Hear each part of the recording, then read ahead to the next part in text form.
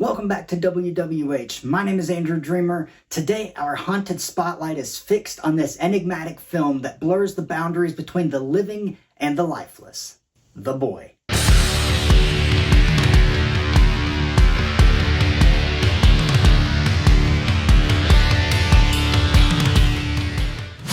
Directed by William Brent Bell and penned by the sinister scribe Stacy Manier, The Boy, released in 2016, unfolds as a tale of gothic horror and psychological suspense. Lauren Cohan, of The Walking Dead fame, steps into the shoes of Greta Evans, a daring American nanny who, seeking refuge from her past, embarks on a seemingly innocent assignment in the secluded corridors of an English mansion. Little does she know that her charge is not a typical child, but a porcelain doll named Brahms, a harbinger of some terrifying revelations. As Greta navigates the corridors of this psychological battleground, she grapples with the rules set by Brahms' mysterious parents, leading to a showdown between reality and the supernatural. It's a horror narrative that weaves suspense like a very powerful wrestling promo. And the stakes are high in this paranormal main event. Get ready for a horror showdown that hits harder than a steel chair across the back. And as we prepare for this spectral spectacle, one thing is for sure. This ain't your average killer doll movie. Let's head down to the ring. Embarking on a transatlantic journey from the vast landscapes of Montana, Greta, an adventurous American, sets foot in the United Kingdom with an unconventional job awaiting her. The elderly Hilshers, her employers, usher Greta into their world, revealing her unique charge, none other than a lifelike porcelain doll christened Brahms, who they treat as their own son. And this is our son, Brahms.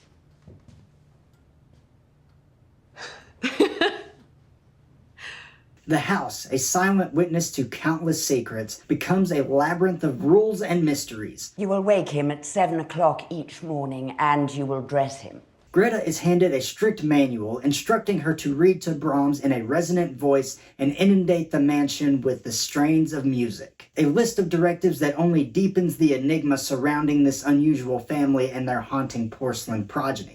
Initially brushing aside the peculiar directives, Greta immerses herself in a life of defiance within the Hilsher mansion. Frequent calls to her concerned sister unveil the looming shadow of her abusive ex-boyfriend Cole, who relentlessly seeks information on her whereabouts. It's Cole. He's been calling nonstop. He even came by the house. He scared Morgan half to death. What'd you tell him? Nothing.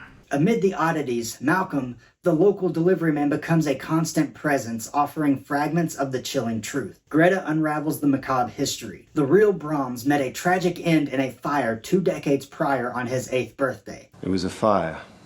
Brahms didn't make it out. On his 8th birthday. Such a tragedy. As the web of secrets tightens, Malcolm extends a hand of companionship, inviting Greta into the dimly lit dance of the unknown. Yet, the sinister unraveling continues. In preparation for a date, Greta's attire and adornments vanish into thin air, leading her on a mysterious nocturnal journey to the attic. And by the way, don't miss a single bone-crushing upload. Hit that subscribe button, unleash the horrors, and become a member of the WWH Universe. We're not just wrestling with horror.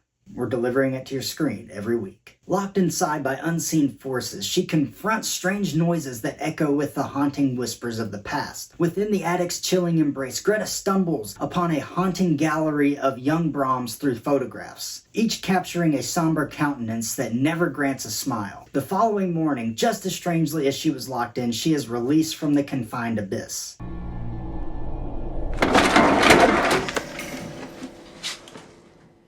Sharing her discoveries with Malcolm, they delve into the strange legacy of the real Brahms, a boy described as odd by Mr. Hilsher, laying the foundation for the rest of this nightmarish tale, transcending the boundaries of the living and the dead. It made me sorry I even asked. He said one word.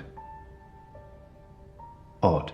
The Hilsher mansion transforms into a theater of the supernatural as unsettling events unfold like a ghostly symphony. Echoes of a child's mournful sobs reverberate through the hallways, phone conversations disintegrate into eerie silences, and the once inanimate doll appears to embark on its own special ballet. In a chilling turn of events, a mysterious phone call pierces the ominous silence, revealing the creepy voice of a child urging Greta to heed to the rules. Why weren't you following the rules? Sensing an otherworldly presence, Greta retreats to the sanctuary of her room only to encounter a peculiar offering, a meticulously crafted peanut butter and jelly sandwich, her personal favorite. The child's voice reassures her of good behavior, weaving a sinister promise in the air. Haunted by the inexplicable occurrences, Greta surrenders to the belief that Brahms' spirit inhabits this porcelain vessel. Is this what you want? The rules, once dismissed, now unfold as a cryptic scripture, and Greta, entangled in the spectral dance, submits herself to the chilling embrace of the unknown, where the boundary between the living and the supernatural begins to blur with each passing moment. In a chilling revelation, Greta uncovers a peculiar pattern within the confines of the Hilscher mansion. Recollecting the Hilscher's assertion that Brahms was a shy entity, she discerns that the doll springs to life only in her absence. Seeking validation, she demonstrates this spectral ballet to Malcolm, who witnesses the eerie dance with growing concern.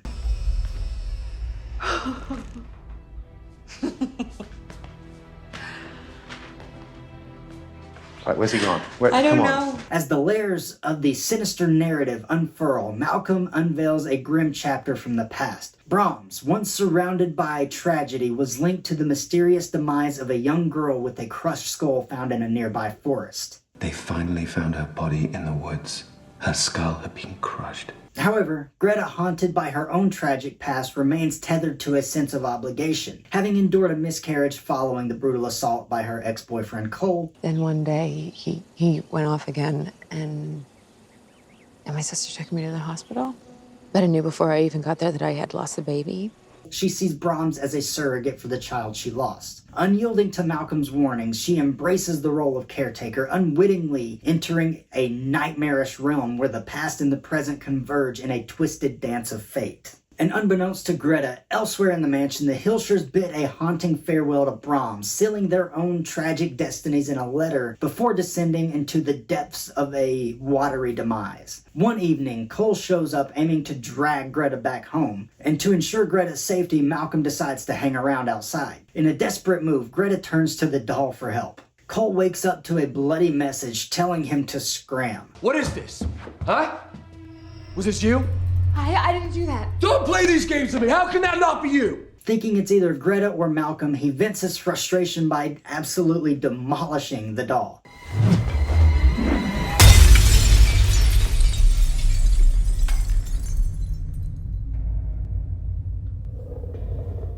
The house starts shaking, weird noises echo behind the walls, and things take a nosedive when the mirror blows up right in his face, making way for this movie's shocking twist. And boy, is it one heck of a twist. Out from the wreckage appears the real Brahms. Now all grown up, sporting a porcelain mask identical to the one on the doll's face. Apparently he's been chilling in the walls ever since surviving the fire all those years ago. Brahms takes out Cole with a broken piece of the shattered doll and then shifts his attention to Malcolm and Greta.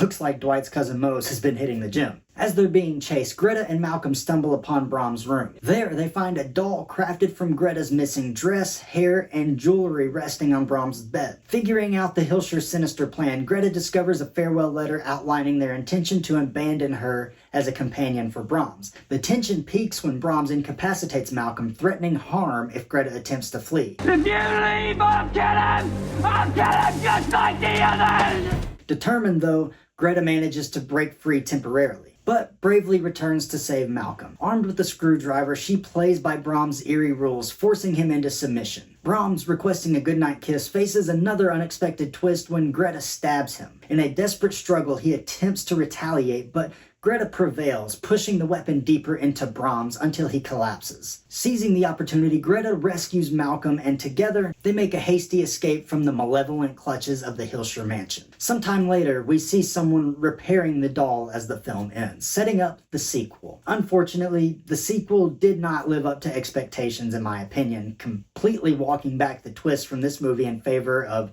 straightforward supernatural horror. But let's talk about the positives and the negatives for the boy. First though, we have to take a short break, so stick around for more WWH action.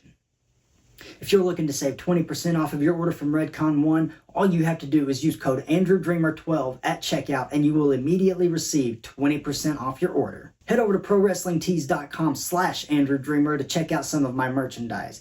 And head over to Patreon to consider becoming a member of the WWH Universe. There are a lot of really cool perks and we would love to have you. We're back, and without wasting any time, let's follow the rules and head back down to the ring.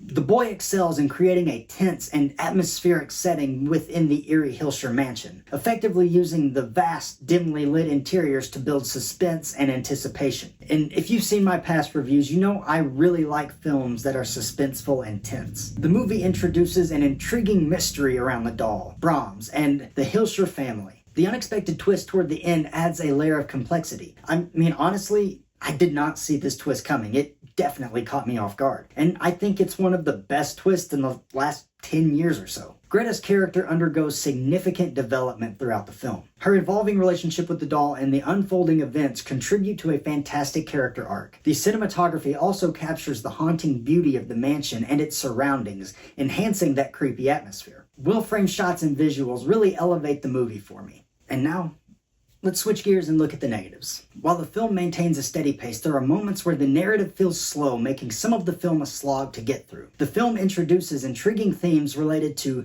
mental health and the impact of trauma, but these aspects are not fully explored, leaving some of the thematic elements just underdeveloped. I just think they could have explored those themes a little more and given them credence. Some character choices within the plot are a bit questionable. Certain actions just seem illogical and aggravating. The movie does rely on familiar horror tropes, and it doesn't bring a ton of originality to the table. But that is going to wrap up my review of The Boy. Let me know down in the comments what you thought about this movie, and if you saw that twist coming. I do think this is a movie you should check out. It's a fun watch, especially if you like psychological, atmospheric horror. Like the video, share the video, and subscribe to the channel. We have a lot more coming your way very soon, but until then, my name is Andrew Dreamer, and this is Wrestling with Horror.